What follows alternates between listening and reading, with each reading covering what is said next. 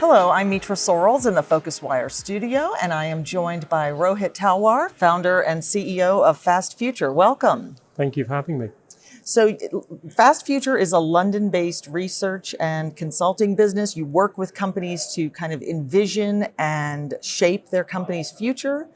I'm curious, now as the new year will be starting, it's time for a fresh start, people thinking about new ways of thinking, new strategies. What might be some of the key tips that you would want to offer leaders in the travel industry about thinking new ways? I think we really have to start thinking in two parallel tracks. We absolutely need to be thinking about what we can do to drive growth and profitability in the near term, whilst deepening our sustainability credentials. But I think we now need to be giving more and more attention to how we prepare for the future, because it's so uncertain, so volatile. This combination of climate change, economic uncertainty, and automation taking out jobs in other industries really requires us to think quite differently about how might we be doing business in the future, or at least give ourselves permission to say, what if we were starting again? How would we do things? And so as you think about then the kind of the next step of that thinking, how can someone make that a reality? Because I think very few people would argue that that sounds like what they should do, but obviously not everybody's able to think in that way. Actually, I would say the majority would argue that they want to stay in their lane. They've done what they've done for 5, 10, 50, 100 years. Why would they change it? But I think the world is changing so fast. And we've just been through a massive training session, if you like, for what happens when the unthinkable and the unbelievable hits us. Right. And it's unmanageable. So now we need to take a few lessons from that and say, okay, how would we start to think differently? If we were starting again, what might our business model be? What might our revenue model be? It might not be the same. So let's look outside, and let's not just leave it to the executives and the strategy people to do it, but everyone in our organization knows people. They have friends and family members. What are they saying about the world they're working in there? How are they getting paid differently? How's their organization charging differently? So, for example, in the automotive industry, we're moving to a model where we'll give the cars away. Right. And you'll pay per second, and the revenue will then be divided amongst everyone who's provided a component or service to that car. It'll all be fully automated using blockchain and smart contracts. That's a radically different model. What are the equivalents for our industry? And whether it's looking at new things coming up or things from the past that we can now reintroduce in a very efficient manner. It is about looking out there at how behaviors are changing, how do people want to engage. If we were redesigning around the customer and what they want, whether it's an experience, whether it's a stay, whether it's some form of transportation, how would we genuinely redesign it around them? How might our business models change? And even if we don't fully enact that, it will give us a lot of ideas that we could start to implement now. Is that about, doing reading of maybe sources you might not normally read, or having discussions with people? I'm trying to get to how you start to get rid of those assumptions. Conversation is the most powerful thing. Yeah. So we're here at the Phocuswright Conference, 1,200 people or so. The first thing is asking questions about how people are seeing the world around them changing. How are their kids changing the way they work? How are they being paid differently? What are the business models?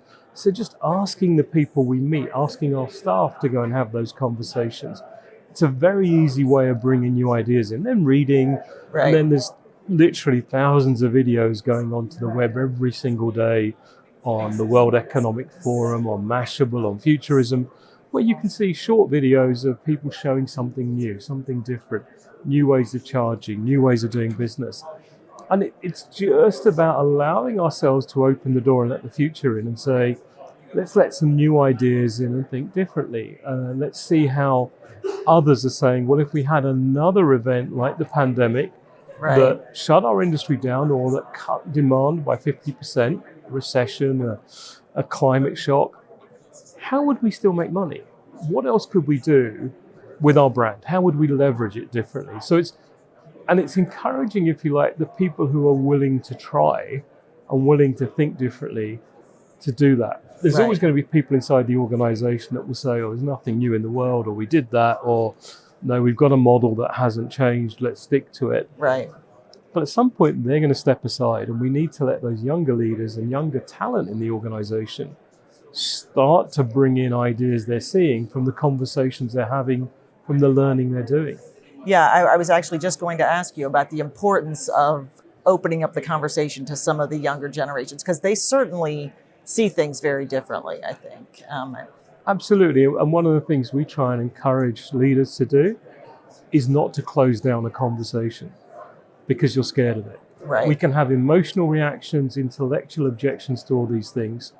They're perfectly rational, perfectly human, but perfectly useless. Right. Because if I have those reactions, it's not going to stop any other organization doing what they're doing. Right. So it's far better to invest that energy in encouraging our people to go out and understand what others are doing in other industries, bring that learning back, and then we can make choices. We can always bring the emotion and the objections back in at Right. any point. But we've really got to understand allowing people in the organization to think, to breathe, is not going to break anything. Right. And Yeah. that's part of our body language. Yeah. We all say we're innovative, we're open to ideas, blah, blah, blah. But then what happens when someone brings in a new idea and says, wow, these people are charging totally differently. They've got Yeah. a savings club for their customers to gradually pay for their holiday over the year. Yeah. Do we dismiss it outright? Or do we say, well, okay, tell us more. Go find out more about how savings clubs are working in other industries and how might we do that in a really efficient and low-cost manner? Right. And how could we do that without any human involvement? How do we automate it? Are we as leaders showing great body language by asking the right questions that are open and encouraging people to explore rather than telling them that there's a path to the future which basically looks pretty much like the path that got us here? Right. It's interesting as I'm hearing you talk, because really I think sometimes when people think about like tips and ideas on, the future and embracing change, a lot of what you're talking about is happening inside. It's not an external thing. It's more of an internal mindset and a It's not about read these 3 books or make sure you understand Right. blockchain, Web3, biological enhancement of life expectancy or all that. Those are the stuff, and there's always going to be stuff.